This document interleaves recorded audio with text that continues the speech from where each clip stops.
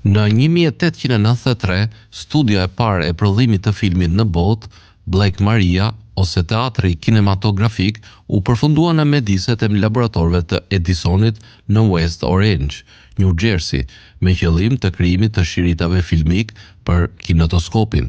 Ndërtimi i ndërtesës, i cili përfshinte një dhomë studioje të errët të mbuluar me letër katran, me një çati të anuluar, filloi në dhjetor 1893 dhe përfundoi vitin e ardhshëm me një kosto prej $637.67. Në fillim të majit 1893, në Institutin e Arteve dhe Shkencave në Brooklyn, Edison kreu demonstrimin e parë publik në botë të filmave të xhiruar duke përdorur kinetografin dhe Black Maria me një shikues me kinetoskop. Filmi i ekspozuar tregonte 3 persona që pretendonin se ishin farkëtar. Annabelle Whitford, duke bërë kërcimin e saj të fluturave, e regjistruar në studion e Edisonit Black Maria. Filmat e parë të realizuar në Black Maria u depozituan për të drejtën e autorit nga W.K. Dixon në Bibliotekën e Kongresit në gusht 1893. Në fillim të janarit 1894, regjistrimi kinetoskopik i Edisonit të një teshtitjeje, i njohur ndryshe si teshtitja e Fred Ott, ishte një nga seritë e para i filmave të shkurtër të realizuar nga Dixon për kinetoskop në studion e Edison Black Maria, me shokun e tij asistent Fred Ott. Filmi i shkurtër u realizua për qëllime publiciteti, si një seri fotografish statike për të shoqëruar një artikull në Harper's Weekly. Ishte filmi më i hershëm i regjistruar për të drejtat e autorit, i përbërë nga një regjistrim optik i Ottit, që teshtinte në mënyrë komike për kamerën.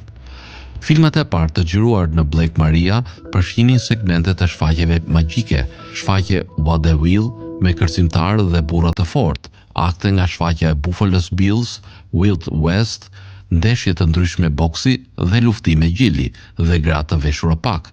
Megjithatë, shumë nga imazhet e hershme lëvizëse të Edisonit të lëshuara pas vitit të 1895 ishin aktualitete, jo fiktive të filmuara në vetëndodhje, pamje të pjesëve të zakonshme të jetës, skena rruge, aktivitete të policisë ose zjarr fiksëve, ose pamje të një treni që kalonte.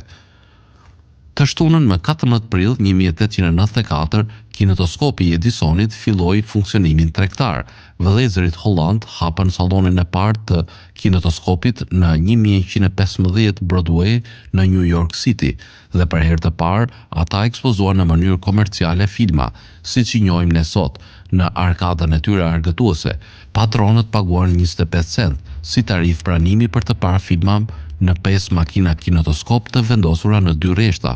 Gati 500 njerëz u bën audienca pare madhe e kinemas gjatë shfaqjes së filmave, me tituj si Barbershop, Farkëtarët, Cook Fight, Wrestling dhe Trapeze. Studioja e filmit e Edisonit u përdor për të furnizuar filma për këtë formë të re të bujshme argëtimi. Më shumë sallone kinetoskope u hapën shpejt në qytete të tjera, San Francisco, Atlantic City dhe Chicago. Në vitin 1901, filmi i parë publik u shfaq në Oberlin, Ohio, duke filluar kalimin nga kinetoskopi në ekran. Kur Edison ndërtoi një studio filmi në çati të mbyllur me xham në qytetin e New Yorkut, Black Maria u mbyll në janar 1901 dhe Edison e shkatërroi ndërtesën në 1903. Shërbimi i Parkut Kombëtar të SBA-s ruan një riprodhim të Black Maria, të ndërtuar në 1954 në atë që tani është vendi historik kombëtar, Edison në West Orange. Një rindërtim i mëparshëm ishte ndërtuar dhe kushtuar në maj të vitit 1940, kur MGM mbajti premierën botërore të Edison. Njeriu me protagonist Spence Tracy në kinemat në të gjithë portokallit, portokallia perëndimore, portokallia lindore, portokallia e jugut dhe portokallia.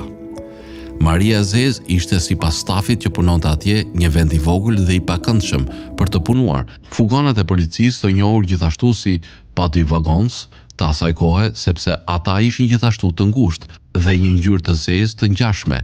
Vetë Edisoni e quajti atë The Dog House, por ky emër nuk mbajt kurrë. Blake Maria ishte mbuluar me letër të zezë dhe kishte një dritare të madhe në tavan që hapej për të lejuar dritën e diellit, sepse filmat e hershëm kërkonin një sasi të madhe drite të ndritshme. Ajo u ndërtua në një pllak rrotulluese në mënyrë që dritarja të mund të rrotullohet drejt diellit gjatë gjithë ditës, duke siguruar dritë natyrale. Kur përhap lajmi për shpikjen e re, interpretuesit u dynte në Blake Maria nga i gjithë vendi për të marrë pjesë në filma. Këta filma të heshtur paraqisnin kërcimtar, puglist, magjistar dhe interpretues vaudeville. Paraqitjet e tyre në studio u përdorën si mundësi publiciteti nga Edison, i cili shpesh pozonte me interpretuesit për artikuj gazetash.